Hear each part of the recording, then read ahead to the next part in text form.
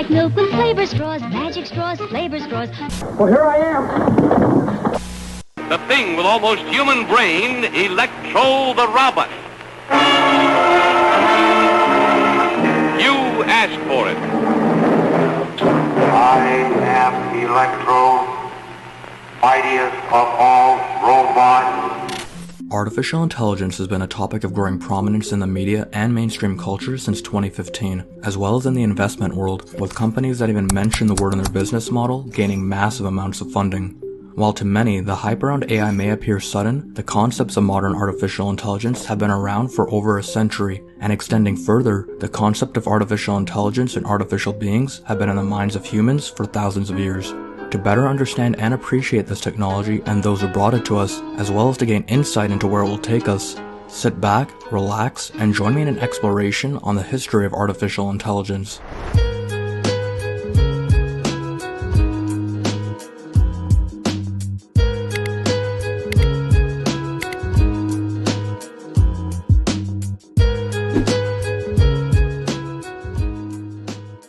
Since at least the times of ancient Greece, mechanical men and artificial beings have been dreamt about, such as Greek myths of Hephaestus, the Greek god of smithing, and his designs of mechanical men and other autonomous machines.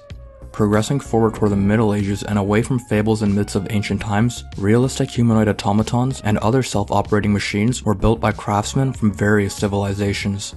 Some of the more prominently known are of Ismail al-Jazari of the Turkish Artukid dynasty in 1206 and Leonardo da Vinci in the 1500s.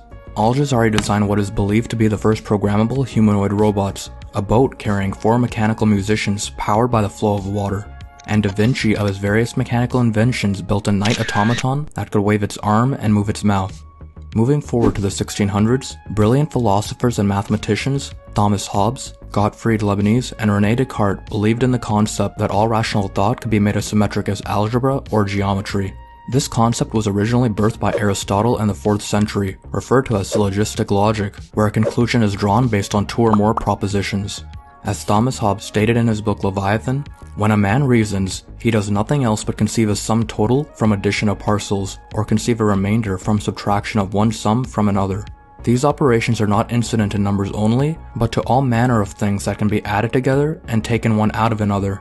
The logicians teach the same in consequence of words, adding together 2 names to make an affirmation, and 2 affirmations to make a syllogism, and many syllogisms to make a demonstration. Leibniz took Hobbes' philosophies a step further and laid the foundations for the language machines communicate in today, binary. His motivation for doing so was because he realized that mathematical computing processes could be done much easier in a number encoding with less digits. Descartes examined the concept of thinking machines, and even proposed a test to determine intelligence in his 1637 book Discourse on the Method, where Descartes famously stated the line, "I think, therefore I am." He also stated in that book, "If there were machines that bore a resemblance to our bodies and imitated our actions as closely as possible, we should still have 2 very certain means of recognizing that they are not real humans. The first is that such a machine should produce arrangements of words as to give an appropriately meaningful answer to whatever is said in its presence. Secondly, even though some machines might do things as well as we do them, or perhaps even better, they would inevitably fail in others, which would reveal that they are not acting from understanding." Also in the 1600s and throughout the Middle Ages, on the other side of the spectrum, entertainment and spirituality, growing from Greek myth, the concept of artificial beings continued to be explored, such as in fields like ancient chemistry, in other words alchemy, which was more of a pseudoscience with the goal to transform the pure into the rare, transforming mind into matter. Countless stories during this time period also portray this concept, such as the golem in Jewish folklore, which is a being created from inanimate matter.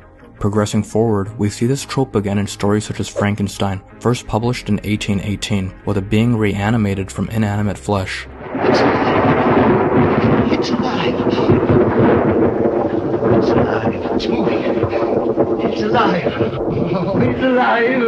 It's alive. It's alive. After the height of the first industrial revolution in the mid-1800s, where machines began replacing human muscle, and the beginnings of the field of modern computing, we see these stories take a turn towards modern sci-fi elements and portraying technology as evolving into human form. Take for example this clip from the silent film Metropolis.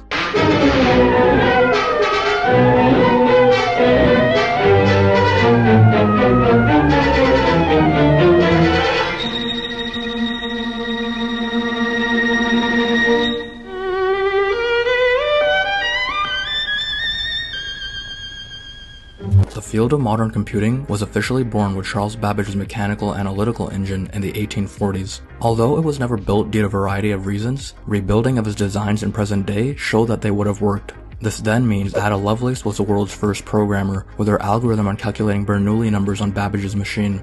Early computers had to be hard-coded to solve problems, and Lovelace, being the first programmer, had serious doubts on the feasibility of artificial intelligence. Nearly 200 years after Descartes, she shared similar sentiments, stating about the analytical engine, "It has no pretensions whatsoever to originate anything. It can do whatever we know how to order it to perform. It can follow analysis, but it has no power of anticipating any analytical relations or truths." This is referred to as Lovelace's objection. As a side note, be sure to check my video on the history of computing if you want more background knowledge on the evolution of the field of computing. Back on topic. A decade after Babbage's analytical engine, in the 1850s, George Boole, an English mathematician and philosopher, revolutionized the field of computing and laid the first true steps for computing-based artificial intelligence. Boole, like those before him, also believed human thinking could be mastered by laws described by the means of mathematics. He took the principles of syllogistic reasoning from Aristotle and expanded much deeper on the relationship between logic and math that Leibniz had set, thus resulting in the birth of Boolean logic.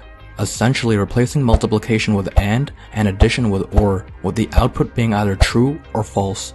This abstraction of logic by Boole was the first step in giving computers reasoning ability. This because as the field of computing evolved, a number of researchers noticed that binary numbers, 1 and 0, in conjunction with Boolean logic, true and false, could be used to analyze electrical switching circuits. This is referred to as combinational logic, in other words, logic gates that output a resultant based on their inputs. There are a variety of different types of gates, and, or, XOR, NOT, etc., and as the connections between different gates became more complex, led to the design of electronic computers. Combinational logic is the first layer in automaton theory, in other words, the study of abstract and self-operating machines. As computing evolved, additional layers began to be established, with the next one being finite state machines. These machines essentially black box sets of logic gates, and use logic between the black boxes to trigger more complex events.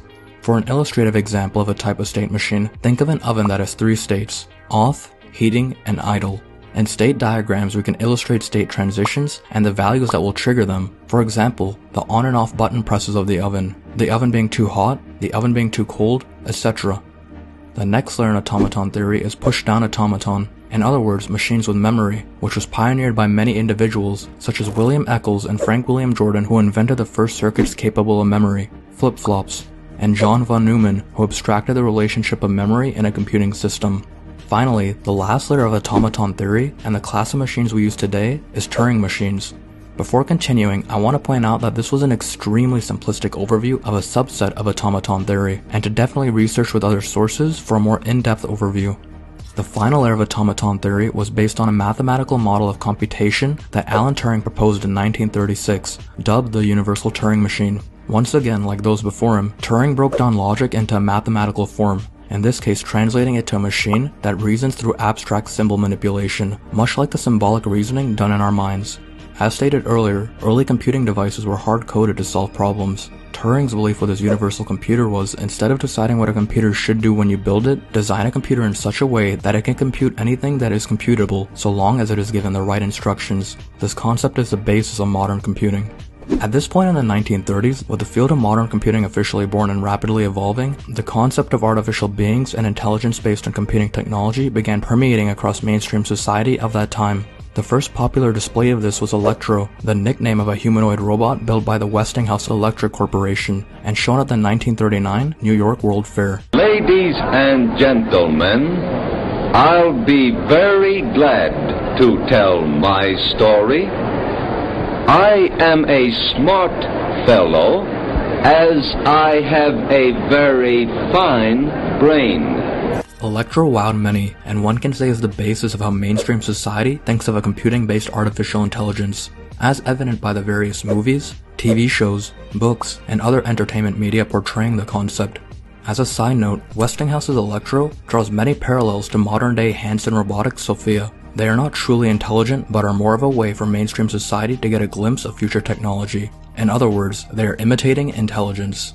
Going back to Alan Turing in the 1950s, he pondered this dilemma of true versus imitated intelligence in section 1 of his paper, Computing Machinery and Intelligence, titled The Imitation Game.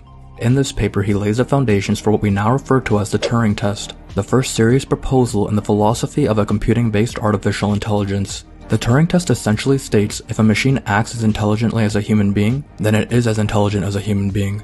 An example often thrown around is the online chat room, in which if we are talking to an AI bot but aren't told this until after and believe during the conversation that it was a human, then the bot passes the Turing test and is deemed intelligent. Around the same time as Turing's proposal, another titan of the field of computing, the father of the information age, Claude Shannon, published the basis of information theory in his landmark paper, A Mathematical Theory of Communication, in 1948. Information theory is the backbone of all digital systems today and a very complex topic. In layman's terms and in relation to computing, Shannon's theory states all information in the entire universe could be represented in binary. This has profound implications for artificial intelligence, meaning we could break down human logic and more so the human brain and replicate its processes with computing technology. This fact was demonstrated a few years later in 1955 by what is dubbed as the first artificial intelligence program called Logic Theorist, a program able to prove 38 of the first 52 theorems in Principia Mathematica, a 3-volume work on the foundations of mathematics. This program was written by Alan Newell, Herbert Simon, and Cliff Shaw, who, like philosophers and mathematicians before them, also believed human thought could be broken down, with them stating, "The mind can be viewed as a device operating on bits of information according to formal rules." That being, they realized that a machine that can manipulate numbers could also manipulate symbols, and that symbol manipulation is the essence of human thought. As a fun side note, Herbert Simon stated, "A system composed of matter can have the properties of mind," a throwback to alchemy of the Middle Ages in which matter was attempted to be converted to mind. Also during this time period in 1951, Marvin Minsky, one of the founding fathers of the field of artificial intelligence, built the first machine incorporating a neural net, the Stochastic Neural Analog Reinforcement Calculator, SNARC for short.